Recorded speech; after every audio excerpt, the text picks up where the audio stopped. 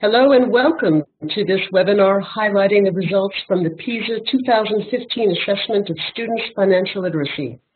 Andreas Schleicher, Director of the OECD Directorate for Education and Skills, will present the key findings of the assessment. After his presentation, Andreas will be joined by Florian Messi to answer your questions. Florian leads the Financial Literacy Project at the OECD, and she is also Executive Secretary of the International Network on Financial Education, in which more than 115 countries participate. Please feel free to send your questions to Eric Magnuson using the chat function at any time during the presentation. Andreas? Thanks so much, Marilyn, and it's a great pleasure to share findings on our financial literacy assessment with you. I think we all know how more difficult the financial world is becoming for all of us every day. It opens up, new services, new opportunities, including for people who were once excluded from the financial system, but also the digital world exposes us to new security threats, to new risks of fraud, and often those risks get compounded when low financial literacy combines also with poor digital skills. There are also greater financial risks around us, increased life expectancy. We live longer, we have to deal with more complex issues around our pension. We have perhaps more uncertain job prospects today. We need to plan longer due to technological change and so on. And the most vulnerable citizens often risk to be left out altogether. So there are clearly huge challenges.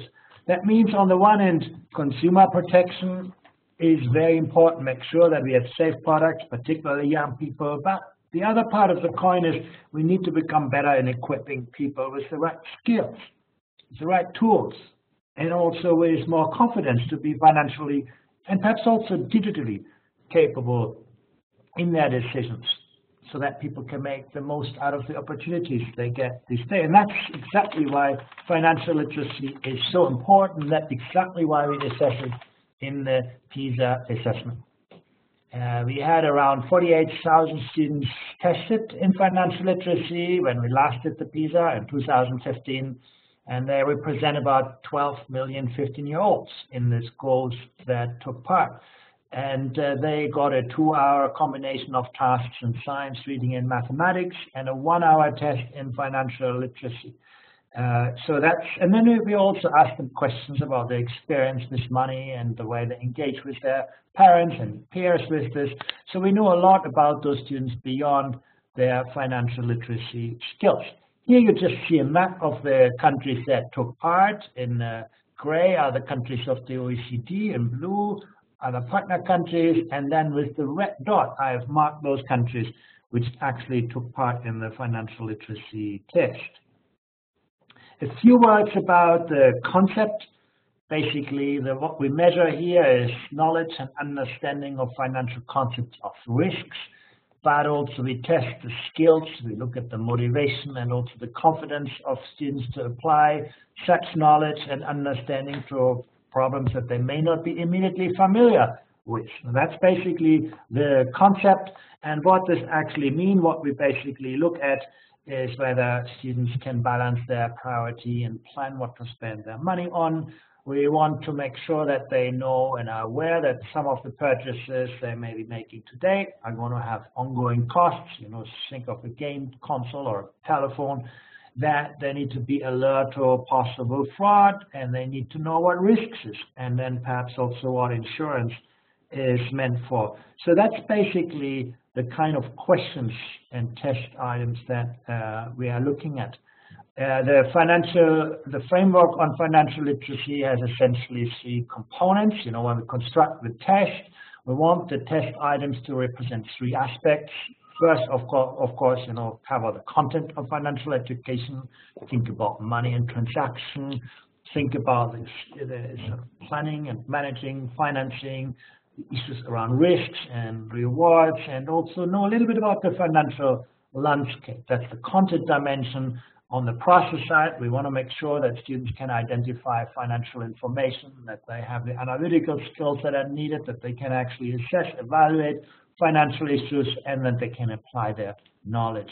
And the context that we use are mainly around education and work, some around home and family. So that's basically, just in a nutshell, the framework that underlies the test. To give you a bit more of context, when you think about, young people using digital financial products, here we talk about the age group 15 to 24. You can really see when you think about making a transaction using a mobile phone. In the case of Australia, that's more than 60% of those young people who are already in the process of making those transactions. When you think about making payments online using the internet, that's pretty common to people in that age group. So we're not talking about an abstract phenomenon. We're talking about, skills that are very real to real people in that young age group. Or look at this. You have about 64% of students who earn money from some or informal work activity on average across the countries that are taking part here. No? You have around 1 in 5 who work in a family business. You have a pretty high share of 15-year-olds who work outside school hours. So basically, students are earning money. They need to manage those kinds of activities. I think that's something that we need to just keep in mind, that this is not a small minority, but in many countries, a significant share of young people who are dealing with money on an everyday business. Or look at this. You can see that more than 1 in 2 15-year-olds hold a bank account.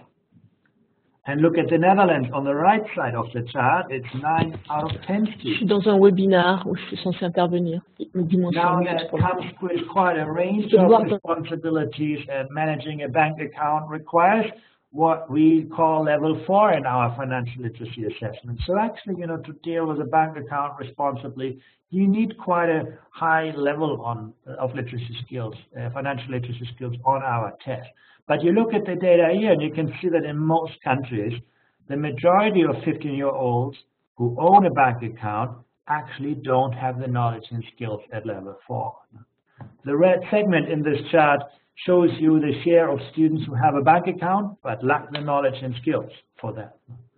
In fact, only Belgium and the Chinese provinces for which we have data, only in those two entities do the majority of 15-year-olds actually reach level 4 on our financial literacy test. And think about this. The irony is that, relatively few of those financially savvy Chinese kids actually have a bank account, but actually in most countries, the majority of countries don't. The share of students that are marked here in green, for example, can apply their understanding of financial concepts that you need to know when operating a bank account. They can interpret and evaluate financial documents. Think of a bank statement. They can make financial decisions, take into account longer-term consequences, understanding the overall cost implications and paying back a loan and so on. But, it's quite worrying, the discrepancy between the skills that are needed and the skills that 15-year-olds actually have. Now, I was just talking about a bank loan, but you might ask yourself, why do 15-year-olds really need to worry so much about bank loans? But the demands on their financial skills rise actually quickly as students get older. Look at the data here. 79% of Australian students took out a public loan in 2013. Dutch students graduate with an average debt of $18,000. And in the US, 62% of bachelor degree students had a public student loan. So actually, at age 15, many of those questions are quite real. But again, you look at the right side of the slide here, and you can see the majority of students do not have the required skills for doing this. So let's put all of this together and see where countries actually stand. And here you can see basically a summary. In the green area, you'll find the countries that do really well on the financial literacy test, Chinese provinces coming out on top. In yellow, you see the countries that do so-so by OECD standards, and in red, the countries where student skills are below the average. Now, so quite a range of knowledge and skills in financial education among students who are all at the age of 15. Depending where you live and the country where you went to school could make a huge, huge difference. Now, it was not the first time that we did this test in 2015. In fact, on the left side, I'm showing you the changes since 2012.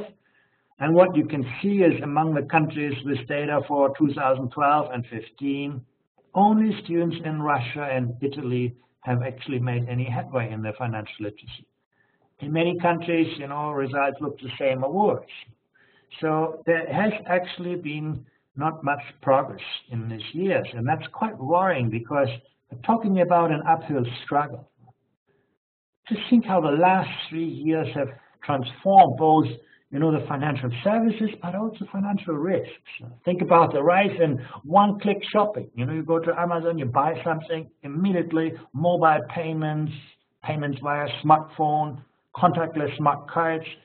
It's so easy now to take financial decisions so quickly and borrow so quickly, borrow too much. And think also about, digital fraud, the misuse of digital footprints, digital profiling, cybercrime, data privacy, all those topics that are now prevalent. Sort of the world has changed dramatically in the last 3 years. But on the supply side, when we talk about the skills, we can't really see much of an improvement. And financial education is absolutely key to consumer protection because of its power to build financial literacy and also consumers' awareness and maybe also trust in the right products and services.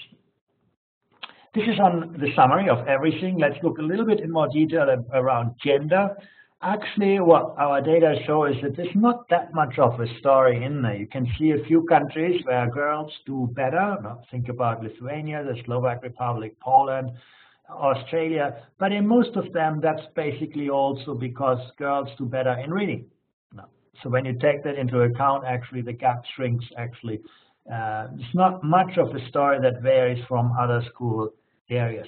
The only point worth making is when you look among the top performing students, you can see that there are a few more boys, and when you look at the low performing students, there you can see boys are also overrepresented. So in a way, the distribution of financial skills is wider among boys. Boys are a little bit better at the top end, but they're also a lot more likely to be among the poor performers than girls.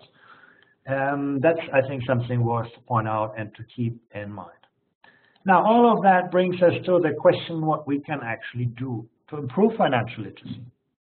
The first thing that the results show is that when students discuss money matters with the parents, they've actually significantly higher financial literacy skills, even after accounting for differences in social background, as well as their performance in other subjects. It's a very important point. I've taken account already the performance differences in math and reading. So talking with parents seems to be really having a quite important net effect. We do not know the causal nature of that relationship. Maybe it's because students learn financial skills from the parents, or maybe it's the reverse. More financially literate students understand that their parents can give them better advice than their friends can give them.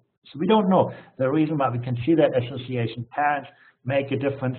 Young people can also learn on their own by using, appropriately regulated financial products and so on. But on the one hand, you can see that's great. Parents can make a real difference to those skills. But that coin has two sides, because wherever you rely on parents, also that tends to work best for the students who come from more privileged backgrounds. And that's exactly what you see on this slide. Now, even when you look at students who have the same math and reading skills on Pisa, disadvantaged students in most countries are more than twice as likely as advantaged students to be low performance on the financial literacy test. So in a way, social background plays out even more in financial literacy than it plays out in math and reading, where the relationship is already strong. And when you talk about, you see Australia, you get close to 3 times, of the Flemish community in Belgium, 3 times as likely. This is sort of a quite stark differences. Sorry. There's another way of looking at this. As you can see on this chart, the socially most advanced quarter of students, I mark them here by the green dots, are about 3 school years ahead in financial literacy compared with their most disadvantaged peers, who you see marked here in red. Now, what does this mean? Well, 3 school years is a lot at age 15, but also, think back, to a typical task that we give students here. Basically, if you are on the red square, you may be able to identify the delivery cost in an invoice. You get an invoice and you have to figure out how much you pay. That's basically what the red dot really represents. So the most disadvantaged students may be able to do that. When you look actually at the top end, that's basically where we see that students understand the invoice. They find out when they've got billed in the wrong way. They have to sort of be able to correct an invoice. So the performance gap between disadvantaged and advantaged students is really huge in this sense now.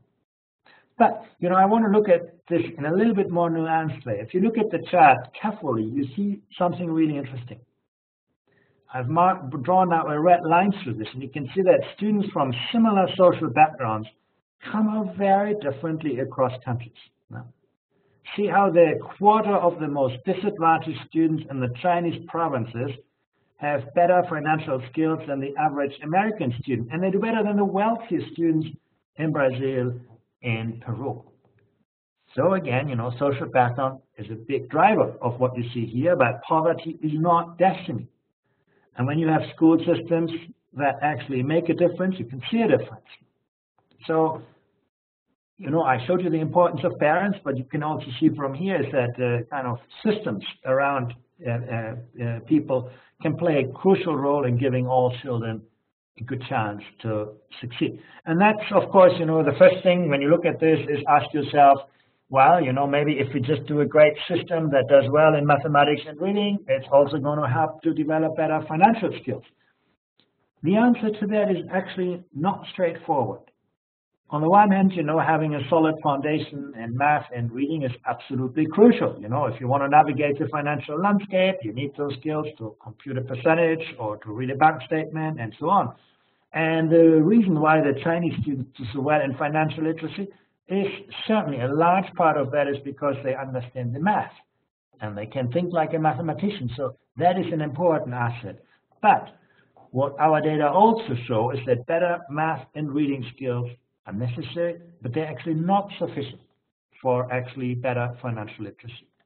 I can show you that on the next chart here, where you can actually see that about 38% of the variation in financial literacy is not explained by math and reading skills. What this tells us is that there are many features of financial literacy that are really unique to the subject. Think about being aware that, some deals are simply too good to be true, or, being vigilant for fraudulent emails. That's not something that you learn about math and reading, or to know your rights and responsibilities in the financial marketplace. There are unique aspects, and this comes out really in important ways from the data. You see clearly that there are some countries that do much better in financial literacy than what you predict from reading and mathematics. They are marked in green here. They tend to be the top performers. And there are countries, Flemish community, Belgium, Russia, the Canadian provinces, China, and so on. You can see the US also, and Peru comes out more or less the same. What you get in math, you get in financial literacy. But then you have a whole range of countries where actually students do, relatively speaking, worse than what you predict from their reading and math skills. The only takeaway from this is really math and reading are important ingredients of financial literacy, but financial literacy is something more, an important way. And what I take away from this is also that educators simply shouldn't see that as a zero-sum game. We say more financial education is going to take something away from the rigor, focus, and coherence that you need to give students a good foundation in reading and math. Instead, probably we should look more at the complementarities. For example, where could financial education become a context that makes learning in a subject like mathematics or social studies more relevant, more interesting, to use it as a tool to look at the complementarities less than a zero-sum game. Students develop financial and economic understanding, skills, and habits all through lots of experiences, learning by doing, We collected some interesting data on this as well. For example, there's a positive relationship between performance in financial literacy and holding a bank account or receiving gifts of money. Again, all other things being equal. Experience with money or financial products can provide students with an opportunity to reinforce financial literacy. Or students who are more financially literate may be more motivated to use financial products and maybe also more confident in doing so. We do not know exactly what the causal nature of the relationship is, but it's important to look at this link. We also know that many young people learn through after-school initiatives. In some countries, you have governments and not-for-profits and sometimes for-profits that are offering young people videos, competitions, interactive tools, serious games, sometimes through digital platforms, sometimes more in traditional ways. There's a lot out there that allows young people to pursue learning by doing. Obviously there, the important part is to create a level playing field, to make sure that the products are safe, that the products are well regulated. That's another story, but you can see actually learning by doing is an important ingredient. Last point to make on this perhaps is that according to our analysis, boys are more likely than girls to be involved in regular work activities, and they also get more money in exchange for work. On the other hand, girls tend to be more likely to receive money in the form of gifts. When you look at this by advantage and disadvantage, you can see that privileged students are more likely to receive money from things like babysitting or gardening or gifts, and in turn, disadvantaged students are more likely to earn money by working outside of school hours. So there are some important differences by gender, by social background in terms of the kind of work activities. And you've seen before, those actually do have a relationship with financial literacy. Our data also show a really important relationship between financial literacy and forward thinking. As you can see on this chart, students who do well in financial literacy are more than twice as likely as low performers to say, I save up to buy something rather than I buy it with money that really should be used for something else. And we consider this a very, very important aspect of financial literacy to give you a sense of responsibility and to sort of see the future, to engage with the future and to make trade-offs between the future and the present.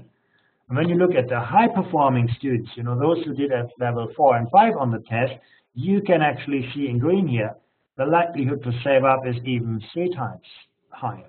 Now again, the causal nature could go both ways, but it's important to see that overall financial literacy skills tend to be associated with a more forward-looking attitude. And again, all of this is after accounting for performance in math and reading and whatever other characteristics we could measure. So we're not just talking about, general skills.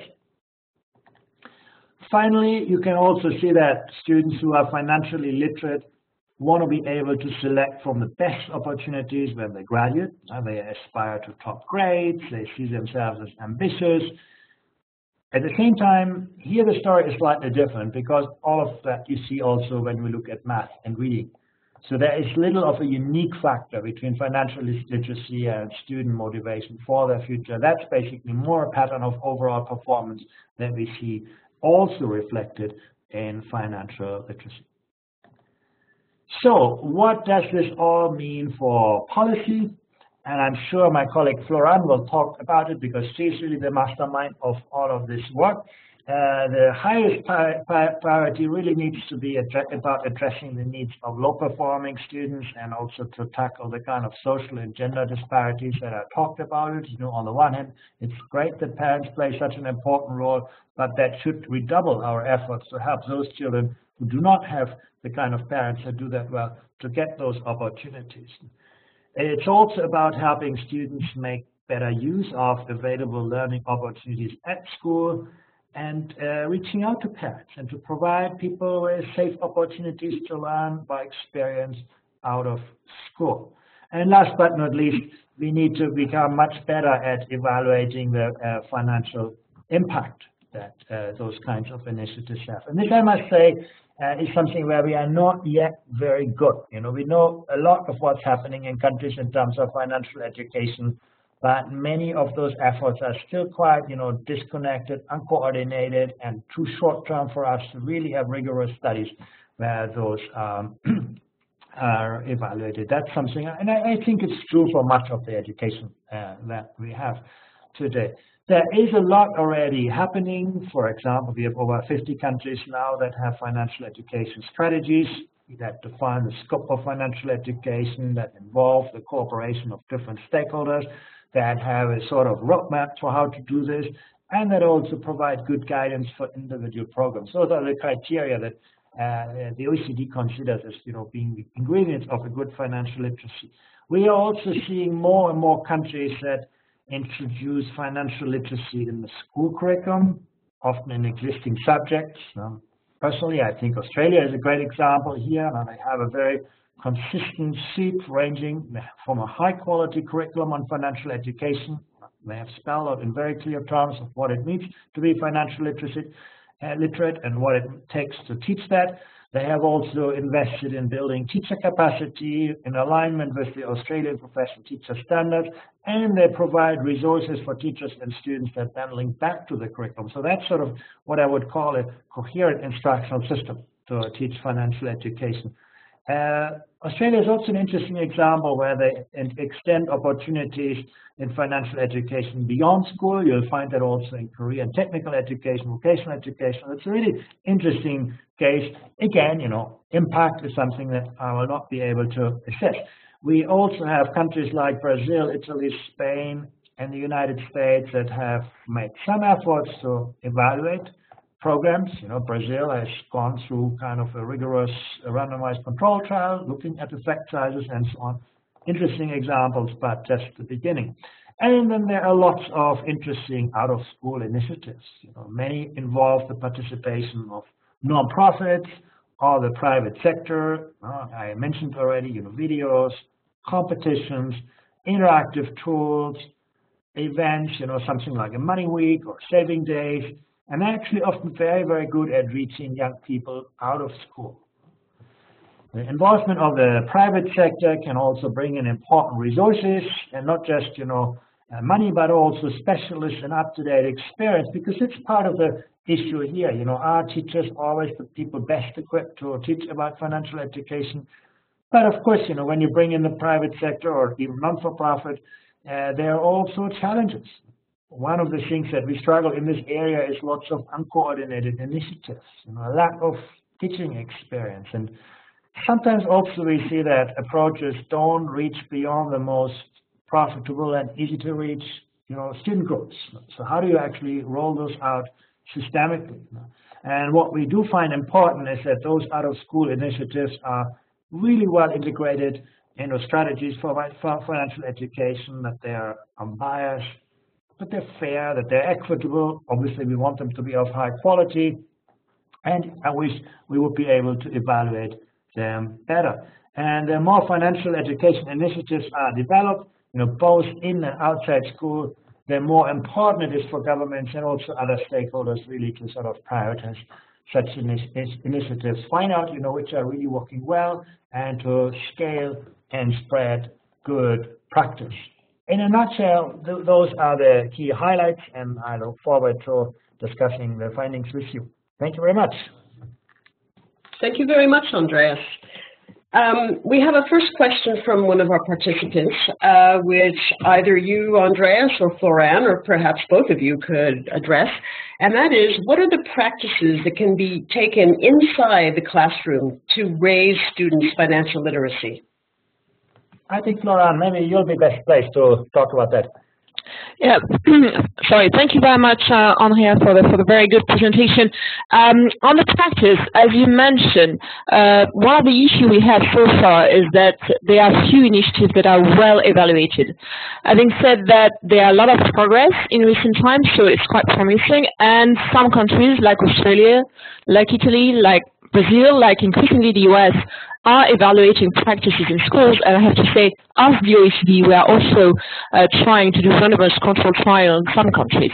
So to respond to the question, based on evaluated practices and the evidence that we have on this, it really looks like we need to combine more content really about financial literacy, but practice. So when we see that it's from the PISA data, it looks like students learn by doing. This is partly true when we start teaching financial literacy. So what is important is that it is real-life experience. So we see that the programs that deliver the best results are certainly programs where students are directly engaged in a project, for example, financing a vacation or investment competition. So something that is very practical, and I would say something that is not one shot. So that's one practice. The second is, of course, and of course, Andreas, you touched upon this, is training of teachers is extremely important.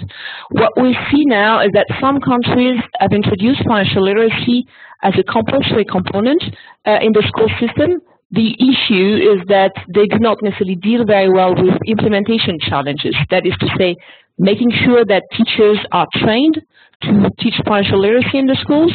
We may think, okay, the math teacher is actually well placed to teach financial literacy. Well, that may be not the case. Actually, speaking about money is taboo in many countries, and it's not necessarily obvious for the math teacher or the literature teacher or any other teacher to teach financial literacy content. So it's very important to train teachers and that enough resources is put on this, and not only training the teachers, but making sure that there is a smart link between any financial literacy content and the existing curriculum. And on this, I would completely echo Andreas' comments on Australia. To my knowledge, the Australian framework is the most comprehensive one that is existing in terms of integrating in a consistent way financial literacy in the core competency of young Australian, training teachers, also finding champions, so teachers that will actually support other teachers in teaching financial literacy in the classroom, and also following up on that. So the Australians have started doing impact evaluation of their program, which is quite recent. So this is why we may not see, for example, the results as yet of this very comprehensive program, but they are in the process of doing very rigorous impact evaluation, and the results will be actually available this year. So I think we can learn more from those countries that are really doing that, and hopefully from future PISA exercise. Thank you very much, Florian. That was an excellent response. Another question came through. Do you know whether any countries have financial education programs that are specifically tailored to immigrant students? I think a lot of people would consider financial education as a very important way of helping immigrants integrate into their new communities. Are there any countries that you know specifically do this? Thank you very much, Marianne. That's a very good question, especially since the PISA data show that students from immigrant backgrounds are doing less well in financial literacy. So to my knowledge, no. I have to say that even if you look at migrant as a target audience for financial education program for all age group, little is being done for immigrants. Now, of course, it's becoming more of an important issue in many countries. So we start seeing some program focusing on immigrants and financial literacy, but mostly it's targeting adults for the time being, and we see very few initiatives really targeting immigrants. I think the result from the PISA data, this PISA data set is really a call for action to also support students and from an immigrant background in developing financial literacy skills, because indeed, of course, it's only part of the solution, financial literacy, but probably an important part in order to make sure that those students and their families can more easily be integrated in their new community. Yeah, if I may just add to this, I mean, if you look at the PISA data and the significance of the impact of social background and the significance of the role of parents for immigrant students who may not be able to rely on those resources at home and in their parents, you can actually see how the education component and the institutional component in school is a lot more relevant even. But it is true, I think one can say the same thing for other parts of the competency spectrum, and it's an area also where education systems vary hugely in the capacity to mediate those kinds of factors. You do have countries where the performance gap between immigrant and non-immigrant students is relatively small, and others where it is very large, even after accounting for social background.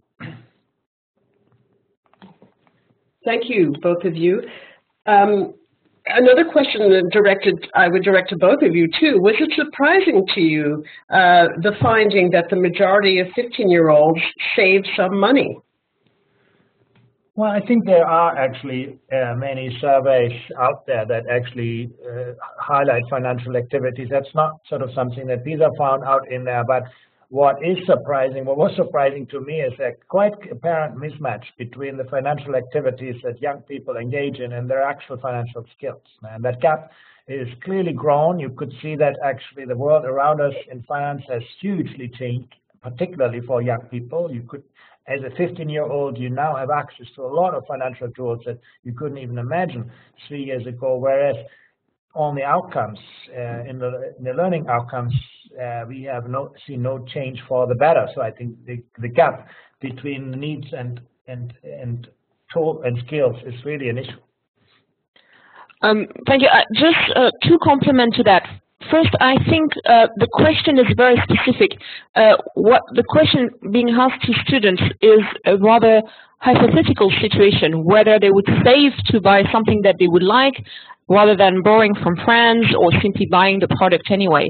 So it's a hypothetical situation, and in this case, almost 2/3 of students said yes, we would rather save than borrow from friends or family, which is a nice outcome in a sense. It looks like they're already responsible. But what we don't know if what the Pisa data do not tell us is this is true in reality, whether they actually save for that and how much do they save. So in a sense, they may know that the correct answer could be that they should save rather than borrow from friends or family to buy something. So that's first part of the response. I would say something that is probably more specific to financial literacy, if we look at the evidence that we have from adults, is that what is most difficult in terms of changing habits is less the saving habit, which a relatively large share of the population has. What is more difficult is the spending and borrowing habits. So in a sense, I would again echo Andreas. The problem in this modern world is more that there is easier access to financial product and probably more importantly, easier access to credit. Credit is very easily accessible now online, and this is the issues that actually young students will need to deal with. So creating saving habits is a good thing, but this is certainly not enough. Thank you, both of you. Another participant said that that she read in the report that performance in financial literacy in some countries has declined over time. The question is, why would that happen? Yeah, this is true. In the majority of countries, you see some exceptions. You know, I think the most impressive example is Russia, where it's improved a lot, and Italy, we had improved somewhat. In many of those cases, actually, it's mirrored in a general performance trend. So you see a similar kind of evolution also in reading literacy skills. So it's not something that is so specific to financial literacy, but it could just happen. You know, to some extent, the student populations can become more challenging. Immigration is one of those factors. Student populations become more diverse.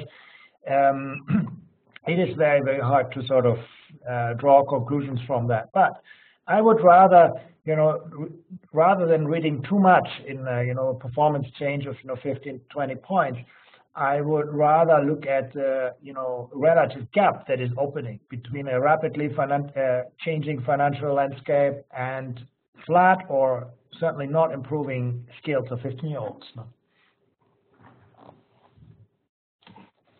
Thank you. I think Andreas really responded well. I just would like to flag that in the case of Russia, it's quite impressive indeed. I can share that they are actually developing a very, I could say, an aggressive national strategy for financial education, putting a lot of resources at the region level to develop financial education in the schools, with a lot of money being put on resources for teachers and more generally. So that may be an effect, but I mean, we're not sure about that. But I think the rest, the changing condition of some countries and the fact that the changes are similar in math and reading is part of the answer. Thank you. Another question, again addressed to both of you, what is your interpretation of why it is that students who are more financially literate also seem to have higher expectations for themselves in terms of envisioning themselves pursuing higher education and being employed in more highly skilled occupations?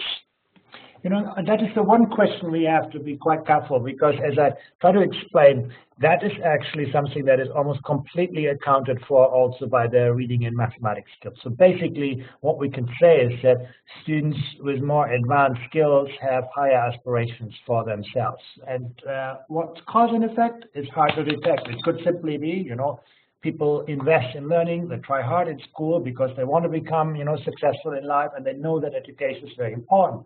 It could also be that people who have higher skills are more aware of those kinds of opportunities. And again, part of that may be mediated by social background. But I just want to stress here that that kind of future orientation towards better employment, better jobs, better further education is actually almost exactly like this also shown in math and reading. What is different is when you look at, the propensity of people to save. There you can actually see there's a unique effect in financial literacy. So basically you take students with similar reading and math skills. The one who is more financially literate is more likely to say, I'm going to save rather than spend now. But when it comes to general aspirations for their future, we can't say that. Yes, I fully agree with with Andrea's interpretation. Okay, thank you. Do both of you, this is also again directed to both of you, does the OECD have any specific views about whether to offer dedicated classes in money management and finances at school, or whether teachers and schools should be more looking towards incorporating that kind of material in already existing classes, like in social studies or citizenship classes or mathematics classes? Is there an OECD opinion about this issue? Questions around curricula are really a domestic decision on priorities. And in the end, student learning time is a zero-sum game. I do think what one can certainly do is make much better use out of synergies. The financial context provides a great example of how we could make mathematics education or social studies more interesting, more engaging, more relevant to students. If you added a subject or a course or an hour of financial, then you get into sort of huge issues around competition. I would think, that is a decision that each country needs to take. But in terms of creating better synergies and integrating, financial education better into the curriculum, I think that is certainly something that where countries could make big gains without, getting into, competition. The overcrowding of curricula is a huge issue in many countries. Every year there's something coming more, that young people need to learn. But I do believe that we can become much better in building more meaningful synergies, and mathematics education could become so much more interesting, rather than solving equations that we needed to solve 200 years ago, and that students can no longer relate to their current and future life. Some of the contexts and concepts that we are dealing with here are really important. Yes, I will really echo Andreas. It's really a country decision. I can just add that we are surveying the practice in countries, and I think I'm not aware of a single country that have introduced really financial literacy as a separate subject, for the reason mentioned by Andreas, that curriculum are already very crowded. We don't want to create new competition, but probably rather use core subjects like math or reading and trying to make them more real, adding a financial context. Thanks very much to both of you, Andreas and Florian, for your responses and your participation in this, and of course the presentation. And I would also like to thank all of the participants in today's webinar for their interest in OECD's work on education. We invite you to visit the Pisa website at www.oecd.org/Pisa. where you'll find this report on students' financial literacy, as well as the first 3 volumes of the PISA 2015 results, and current and archived issues of PISA in Focus, various data visualizations, and videos about PISA. This webinar has been recorded and will be available in a couple of days on our website, again, www.oecd.org/PISA/webinars. Thank you all again very much for joining us. Thank you, Marilyn. Thank you, Marilyn.